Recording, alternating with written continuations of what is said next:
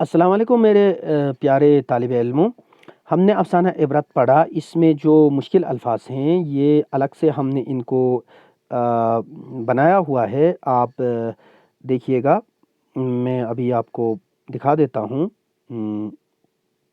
यहाँ पर मुश्किल अल्फ़ाज़ के लिए हमने अलग से जो है आपके मश्क़ी सवालात में हमने ये मुश्किल अल्फ़ाज़ के लिए अलग से ये बनाया हुआ है। जितने भी मुश्किल अल्फ़ाज़ हैं उनके मानी हमने अलग से आपको दिए हैं, तो ये आप लिख लीजिएगा।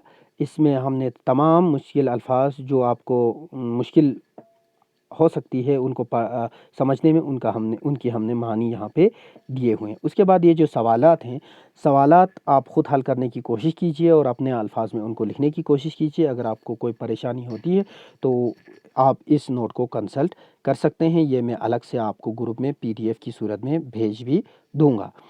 अच्छा, उसके बाद है यहाँ पर कुछ अल्फ़ाज़ हैं, ये मुज़क्कर या इस्तेमाल हुए या मुअन्नस इस्तेमाल हुए हैं, तो आप देख लीजिए। नज़र, अच्छा, ये मुअन्नस इस्तेमाल मुज़क्कर इस्तेमाल हुए, जैसे यहाँ पे है याद, नज़र, मिन्नत, ये सब जो हैं मुअन्नस इस्तेमाल हुए हैं। बहुत मिन्नत की, याद आई, नज़र किए, नज़र। अच्छा, उसके बाद है यहाँ पे मुहावरे हैं। नज़र करना मनी हवाले करना, एक न सुनना मनी कोई बात नहीं मानना, छाती पीटना मनी रोना धोना, इफ़ाक़ा होना मनी इलाज होना, मरज़ का कम होना। ठीक है। अच्छा, तो यहाँ पे इबरत अफ़साना पढ़ते वक़्त आपको पढ़ने के दौरान आपको किस मौका पर, यहाँ पे दौरान है, हाँ, दाल वाव रे अलिफ नून, दौरान, यहाँ पे थोड़े से टाइपिंग गलती हुई है। ठीक है। अच्छा, ये सब आप लोग कर लेंगे मुझे उम्मीद है। अब आते हैं थोड़ा सा ग्रामर के हिस्से में। ग्रामर में क्या है, वो लफ्ज़ जो इस्म के मानू में इजाफ़ा करे सिफत कहलाता है। यानी मिसाल के तौर पर यहाँ पे सुरुख ऊँट है। ठीक है, तो मान लीजिए हम मिसाल के तौर पर हम कहते हैं ऊँट। ऊँट क्या है, एक जानवर का नाम है, तो ये एक इस्म है, किसी नाम को हम इस्म कहते हैं ना। तो यहाँ पे ऊँट के बारे में कहा गया है कि सुरुख है मिसाल के तौर पर। तो ये ऊँट क्या, ये सुरुख क्या करता है, ऊँट के मानी में थोड़ा सा इजाफा करता है, ऊँट के बारे में बताता है, ऊँट के बारे में थोड़ा और डिटेल देता है। तो वो लफ्ज़ जो इस्म के बारे में कुछ और बताए, उसके मानी में इजाफा करे, उसकी भलाई बुराई के बारे में बताए, तो उसको कहा जाता है सिफत कहा जाता है। क्या कहा जाता है, सिफत। और जिस इस्म की हम सिफत कर रहे हैं इसको हम मौसूफ कहते हैं। ठीक है, यहाँ पे आप देखें, सुर्ख जो है वो सिफत है और ऊँट जो है वो मौसूफ है। अब सुर्ख और ऊँट दोनों को मिलाकर एक मुरक्कब बनता है। आपको याद होगा, मुरक्कब दो या दो से ज़्यादा अल्फाज का मजमुआ जिसके हम मानी को एक साथ लेते हैं। ठीक है, तो सुर्ख ऊँट ये एक मुरक्कब है, ये एक फ्रेज है।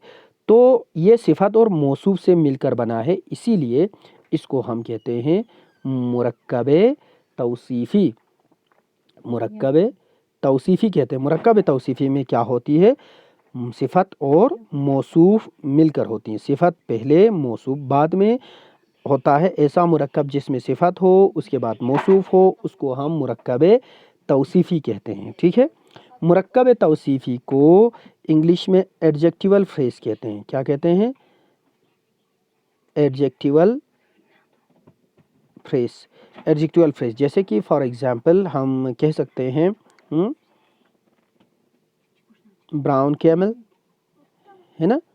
कैमल एक नाउन है, तो ब्राउन इसका क्या है, एडजेक्टिव है। एडजेक्टिव और नाउन को मिला के एडजेक्टिवल फ्रेज बनता है ना। इंग्लिश टीचर ने आपको अच्छी तरह से ये चीज़ें समझाई भी होंगी। तो एडजेक्टिवल फ्रेज को उर्दू में मुरक्कब तौसीफ़ी कहते हैं। मुरक्कब तौसीफ़ी की शक्ल क्या है, सिफत पहले, उसके बाद मौसूफ और दोनों को मिलाकर मुरक्कब तौसीफ़ी।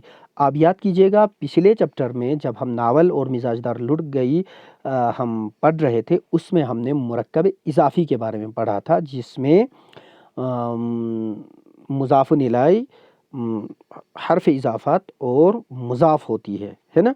तो ये मुरक्कब की दूसरी किस्म हो गई मुरक्कब तौसीफ़ी, जिसमें सिफत और मौसूफ है। ठीक है, तो आप इनको समझिएगा और अपना सबक जब आप पढ़ रहे हों या कोई तहरीर आप पढ़ रहे हों, उनमें मुरक्कब तौसीफ़ी की पहचान करने की कोशिश कीजिएगा। तो इसके साथ मेरे प्यारे बच्चों, یہ والا جو چیپٹر ہے ہمارا افسانے کی تعریف ہم نے کی، اور اس کے بعد ہم نے نمونے کے طور پر عبرت افسانہ پڑھا، یہ ہمارا کمپلیٹ ہوا۔ اس کے بعد دوسرا افسانہ نور شاہ کا آسمان پھول اور لہو ہے، وہ ہم اگلے لیکچر میں پڑھیں گے۔